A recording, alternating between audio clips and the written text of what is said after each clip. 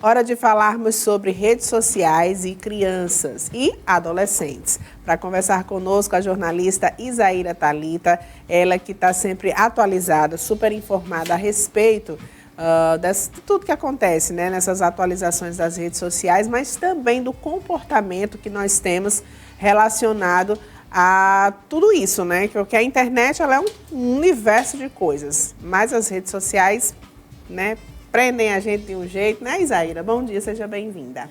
Bom dia, Aline. Bom dia a todos que estão nos assistindo.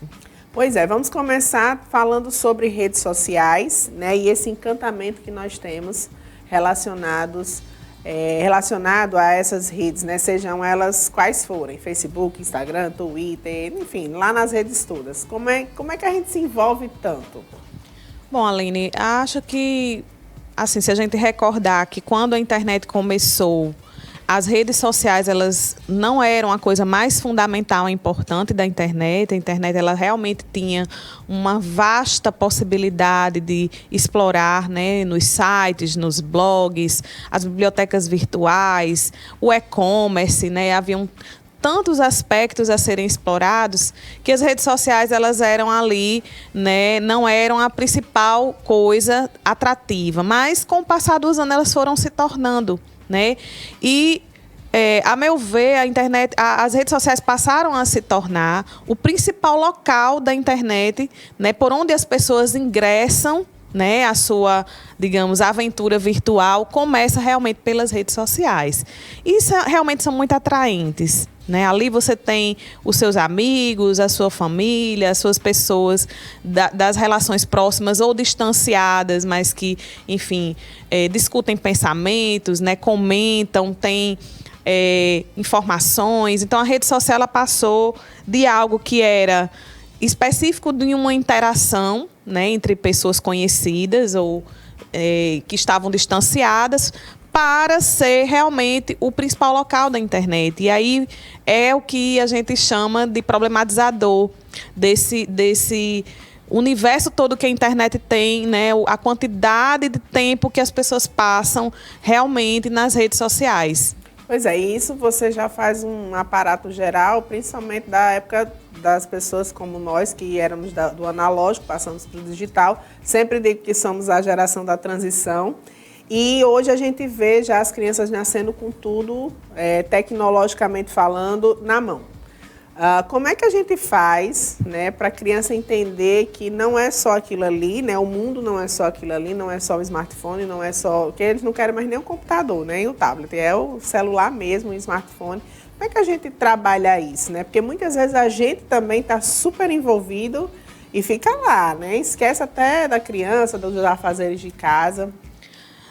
Aline, assim, é algo que a gente tem que refletir muito enquanto pais, mães, né, enquanto familiares responsáveis por essas crianças.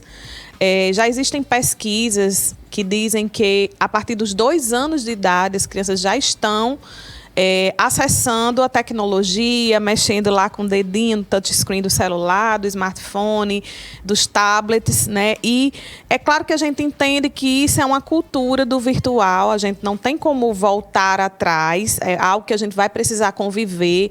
Realmente as crianças são nativas digitais, diferente da gente, da nossa geração, que teve que se adaptar ao que estava chegando. Para elas, justamente no exemplo das pessoas utilizando a principal forma de aprendizado, né, e isso é muito importante que a gente diga, as crianças, elas aprendem muito mais pela ação do que pelas palavras. Então, não adianta eu dizer, não pegue nisso, não faça isso quando eu estou fazendo, né? E o meu exemplo, exatamente, o meu exemplo mostra muito mais, ensina muito mais do que as minhas palavras, né? Isso é fato na área da pedagogia, né? A gente entende que as ações elas têm uma importância para o comportamento, para o aprendizado da criança, né? Agora, quanto ao uso, é realmente essa coisa de ponderar a idade. A gente não vai evitar, né? Hoje, o que a gente tem no Brasil é um acesso à internet e aos conteúdos de mídia cada vez mais cedo, Então, antigamente, a entrada de crianças na internet, há uns 5 anos atrás, se dava a partir dos 10, 11, 12. Agora, com 6 anos de idade, as crianças já estão tendo o primeiro celular, o primeiro tablet, e às vezes até bem antes, né? Às vezes então, do pai ou da mãe. Exatamente. Então, assim, a principal coisa a se refletir sobre isso é que tipo de conteúdos, né, que tipo de acessos a minha criança, o meu filho, minha filha, está tendo na internet, né? Porque as redes sociais em si, e aí a gente tem que deixar bem claro para os pais, a grande maioria das redes sociais proíbem a entrada de crianças antes dos 18 anos, justamente pela quantidade de coisas que tem nas redes sociais, pelo fato de você não ter controle de quem é que vai sendo adicionado, né, do que pode cair na visualização da criança no feed, na timeline, né? Então, como você não tem esse controle, o ideal é que o jovem não acesse antes, mas a gente sabe que isso não acontece. É verdade. Agora, se acontece antes, o que eu, como mãe, como pai, estou fazendo em relação a esse universo virtual, né? Nós sabemos dos inúmeros casos que acontecem de pedofilia, né, de outros tipos de violência envolvendo jovens, crianças e adolescentes por meios virtuais, né, que se iniciam em bate-papos, em chats e jogos online. É um grande risco que a gente tem que começar a refletir, é justamente os jogos online, né? Existem comunidades de jogos que, às vezes, mesmo que se filtrem as participações, você não consegue evitar o contato de adultos com crianças ou persuadindo crianças ou migrando essas crianças para outras redes em que elas possam conversar. Então, o fundamental, Aline, assim, a gente não consegue evitar, é uma primeira constatação, né? Mas, como pais, a gente pode ser vigilantes, né? A gente pode ter uma atitude mais ativa nesse sentido da vigilância, porque não tem essa história de privacidade com o adolescente, é menor, está sob a nossa responsabilidade, está sob a responsabilidade da família. Então, diante disso, né, conversar sempre sobre o assunto, explicar, né, que tipos de abordagem podem ser realmente prejudiciais. Existe também muito ciberbullying nas redes sociais, então é preciso estar atento aos comportamentos, né? Hoje é o Dia do Professor, quero inclusive deixar um abraço, né, a todos os professores que estão nos também, assistindo, né? Todos nós profissionais também da educação, dizer que os professores têm feito um papel maravilhoso nesse sentido, porque geralmente a família não vê, mas o professor é quem primeiro vê, né? Até virtualmente é quem acompanha, muitas vezes, esses casos de ciberbullying que acontecem. E uma coisa que eu acho interessante também abordar, Isaíra, é a questão de nós, pais, sabermos utilizar as redes sociais, saber utilizar as ferramentas até para acompanhar os filhos e os filhos não burlarem esse acompanhamento, né? Que é importante também a gente estar ligada aí, sintonizado nisso. Mesmo sabendo que eles são muito mais rápidos. Muito mais. Muito mais espertos nesse sentido do que a gente. Mas, assim, a ideia não é brincar de esconde-esconde. A ideia é manter um diálogo franco, que os pais possam estar vigilantes no sentido de que tipos de conversas, que tipos de abordagem, para onde você está indo, né? Que é bem o papel mesmo que os pais devem fazer, né? E os responsáveis, independente de ser virtual ou não. O que a gente questiona é porque, assim, como há um ingresso muito cedo, cada vez mais cedo, dessas crianças nas mídias digitais e virtuais na internet, a nossa atenção tem que ser redobrada. Não adianta a gente estar confortável achando que no quarto o nosso filho está seguro ou a nossa filha está segura. É uma ilusão. Porque se ele está conectado com uma rede de conversas, né, com grupos de WhatsApp, com grupos, né, enfim, que de repente a gente desconhece e acontece alguma coisa, a gente vai dizer, nossa, mas eu não imaginei, estava no meu quarto, estava, né, quer dizer, estava dormindo, ou estava, enfim, e não é por aí. A gente precisa ter constantemente esse diálogo, gerando essa confiança entre pais e filhos, para que o ambiente virtual não seja um inimigo. Ao contrário, o ambiente virtual precisa ser um ambiente importante, uma ferramenta legal de educação, de de interação entre os jovens, entre as crianças, né? Para que eles se sintam também parte, né, desse momento cotidiano, contemporâneo, em que todos, de certa forma, estão na virtualidade e eles não querem estar fora, né? Mas aí a questão do limite, quanto tempo, o que está vendo, quais os tipos de grupos, né? É importante. As filtragens são muito importantes. Às vezes, eu conversei com uma amiga me diz, mas dá muito trabalho botar aqueles filtros. Gente, é o mais importante. Criar, minha filha, é o mais importante. É difícil. É mais importante.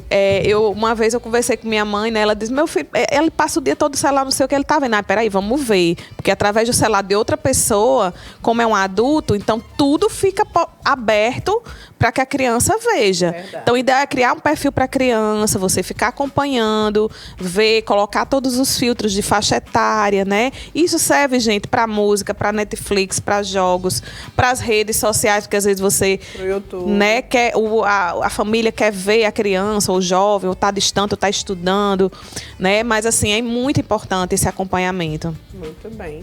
E, assim, tem várias dicas, né, que vocês já perceberam aí que a Isaíra falou nesse breve momento aqui que a gente tem, porque o horário é, enfim, pequenininho demais, mas eu quero que você, Isaíra, dê uma dica, assim, que é para todos nós, pais, professores, pessoas que estão ali próximas, cuidando de crianças e adolescentes, relacionados a esse, né, relacionamento direto que nós temos hoje com o smartphone e com a nossa vida. Bom, primeiro, assim, enquanto adultos, né, e nos mostrando como exemplos para crianças e jovens, é importante a gente refletir sobre o nosso próprio uso. Qual é o nosso uso, né? Com que finalidade? A gente está na rede social só deixando o tempo passar, né? Qual é o objetivo de repente, eu estar ali perdendo um tempo enorme quando eu poderia estar conversando, quando eu poderia estar em atividades realmente de vida, né? Eu digo muito isso, né? Às vezes o tempo que a gente perde em rede social é o tempo de vida. E cada minuto é muito importante, né? Então, se eu estou ali, vamos criar uma utilidade para isso, né? Vamos encontrar coisas bacanas, vamos dialogar com as pessoas realmente que tem algo a contribuir, vamos interagir com as pessoas que nos fazem falta e não tornar esse hábito da rede social apenas uma passada de dedo em que a gente vai vendo que a vida está correndo e a gente não faz nada com isso.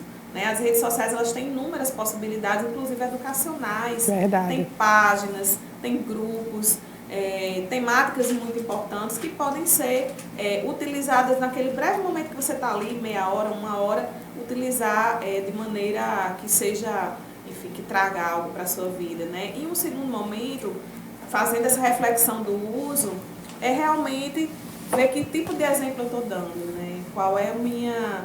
Se meus filhos são a minha referência mais próxima, que tipo de exemplo eu estou dando para eles? E eu acho que a partir daí é um ótimo começo. Né? Investigar na internet, por exemplo, já existem várias cartilhas de apoio aos pais, de como proceder nesse cuidado, na questão de uso de segurança, né, de filtragem. E é só dar uma pesquisada que vai ter muita coisa bacana também para baixar e para se informar sobre o assunto. Muito bacana falar com vocês, Aira, sobre esses assuntos, que sempre traz para a gente aí muitas reflexões e ensinamentos, conhecimentos também. Obrigada pela sua participação. Estou sempre à disposição. Coisa boa.